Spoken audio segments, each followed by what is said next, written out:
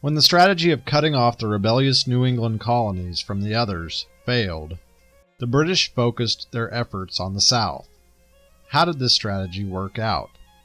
In implementing a Southern campaign, the British hoped to find support from the large Loyalist populations in Georgia, Virginia, and the Carolinas. They also planned to free enslaved African Americans and enlist them as soldiers.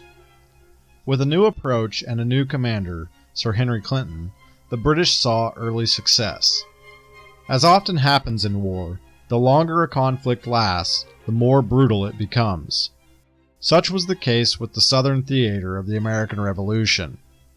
Families were split in their loyalties, and Americans fought one another in hand-to-hand combat. In an effort to inflict more punishment on the colonists, the British burned homes, destroyed crops, and slaughtered livestock. Banastre Tarleton, a British dragoon officer, killed Americans who attempted to surrender rather than taking them prisoner.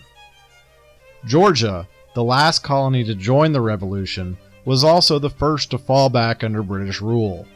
In 1778, the British captured Savannah and placed the colony under a new colonial government.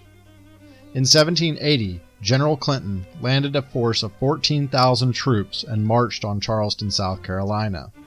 The city fell in May, along with 4 ships and more than 5,000 prisoners. That fall, a Patriot army under the command of Horatio Gates attempted to drive the British out of Camden, South Carolina. When the battle began, Gates' undermanned army broke and most of the men either deserted or were captured. Only 700 of the 4,000 American soldiers escaped. When news of the disaster at Camden reached Congress, the delegates asked Washington to choose a new commander for the Southern Army. Washington sent Nathaniel Green to take command. When Green arrived in Charlotte, North Carolina, he found only 800 Continentals fit for duty. Even worse, those 800 men only had 3 days' worth of provisions. The army had no funds in their military chest, and there was scarcely a horse or a wagon in sight. Yet, Green did see hope. Colonial militia had recently won a significant battle at Kings Mountain, which greatly harmed British plans to create a Loyalist army to control the Carolinas. The other piece of good news was Daniel Morgan, known as the Old Wagoner, returning to service for the Patriots.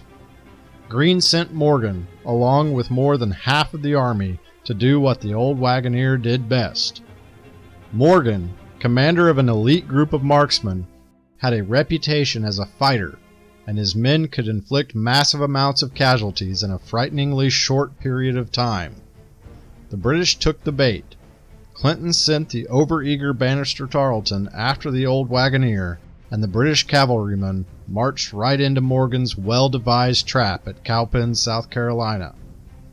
Morgan used Tarleton's aggressiveness against him and earned a resounding victory in what many historians consider to be the most brilliantly planned battle of the entire war. The victory at Cowpens shattered Tarleton's command, lifted the people of the Carolinas, halted the British momentum, and shifted public opinion in favor of the Patriots.